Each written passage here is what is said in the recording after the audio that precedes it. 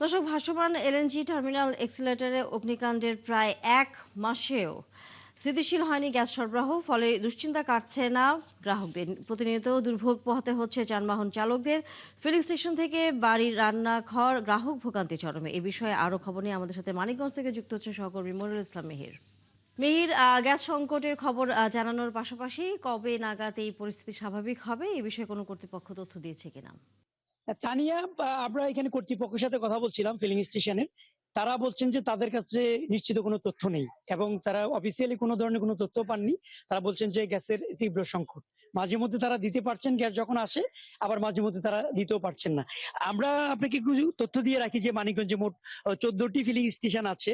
তার মধ্যে এই 2 থেকে 3টি ফিলিং স্টেশনে মোটামুটি গ্যাস পাওয়া যেত এবং মানিকগঞ্জে যতগুলি গাড়ি আছে এবং ঢাকার যে মহাসড়ক দিয়ে দক্ষিণ পশ্চিমাঞ্চলে যে গাড়িগুলি যায়, তারা কিন্তু এই 2-3টি থেকে প্রচন্ড ভিড় করে কিছু কিছু গ্যাস পেত।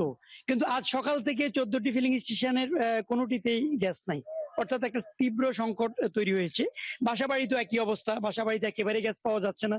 গৃহিণীরা আমাদেরকে বলছেন যে তারা তাদের বিকল্প পদ্ধতিতে মাটির চুলোয় অথবা ইলেকট্রিসিটি চুলোতে তাদের রান্নাবান্না করতে হচ্ছে। এবং এই ফিলিং স্টেশনগুলি একই অবস্থা। কর্তৃপক্ষ বলছেন যে গ্যাস যদি তাদের না থাকে তারা চালাতে পারছেন না। তো এখানে কিন্তু আমরা গাড়ির একটা দীর্ঘ লাইন দেখছি। সকাল থেকে আমরা বিভিন্ন ফিলিং স্টেশনে দেখাচ্ছিলাম যে ভুক্তভোগী যারা আছেন তারা কিন্তু এখানে গ্যাসের জন্য অপেক্ষা করে আছেন। তো আমরা দু একজনের সাথে একটু কথা বলে জেনেও নিই যে আসলে কি অবস্থা। যে আপনি তো গ্যাসের জন্য আসছেন এখানে, কতক্ষণ ধরে অপেক্ষা করছেন, কি অবস্থা? জি, আমি 2.5 ঘন্টা যাবত এখানে বসা। 2.5 ঘন্টা সময় এখানে বসা। বলছে যে গ্যাস আসলে গ্যাস দিবে, কিন্তু লাইনে গ্যাস নাই। না থাকার কারণে আমরা লাইনে এখান আছি। আমার গ্যাসও নাই। অনেক তেল ভরে আমাদের ঢাকা যেতে হবে। এছাড়া সামনে আর কোনো সুযোগ দেখছি না। কোনো সুযোগ দিচ্ছেন না। এই যে তা নিয়ে শুনছিলেন আসলে একজন চালক, তিনি প্রাইভেট কার নিয়ে আসছেন। তার মধ্যে এরকম অনেক চালকও আছে, আমরা অন্যরাও একই অবস্থা এবং সিএনজি এই যারা চালান ছোট থ্রি হুইলার তাদেরও একই অবস্থা। আমরা যদি আরো 2-1 জনের সাথে একটু কথা বলে জেনে নিই যে আসলে কি অবস্থা। আমরা একটু কথা বলি যে কখন আসছেন বা কি অবস্থা গ্যাসের, কি বলছে কর্তৃপক্ষ? গ্যাসের পাম্পে তো আপনার লাইনে গ্যাস নাই। মালিক কর্তৃপক্ষ বলতেছে আমরা তো ঘন্টা পর ঘন্টা লাইন দিয়ে বসে রয়েছি। গতকালকে রাতের বেলা রাত 10টার দিকে সিরিয়াল দিয়ে বসে রয়েছি। আর সকালবেলা 5টার দিকে আপনার গ্যাস পেয়েছি। 100 গ্যাস। ওই গ্যাস দিয়ে সামনে টান দিয়ে গেছি, গ্যাস সব হাওয়া।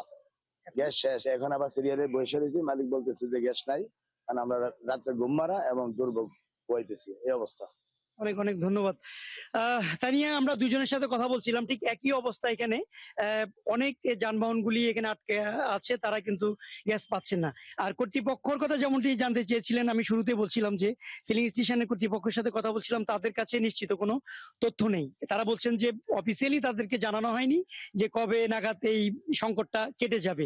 তারাও বলছেন যে যখন গ্যাস আছে তারা তাদের সাধ্যমতো দেওয়ার চেষ্টা করেন। তার উপর আবার বিদ্যুতের লোডশেডিং যখন তৈরি হয়ে যায়, তখন আরো সংকটটা প্রকট হয়ে যায়। তারা বলছেন যে অনেক সময় বিদ্যুৎ না থাকার কারণেও কিন্তু তাদের এখানে পাম্প চালাতে পারছে না, তখন প্রেসার উঠে না, তখন একটা ভোগান্তিতে থাকে।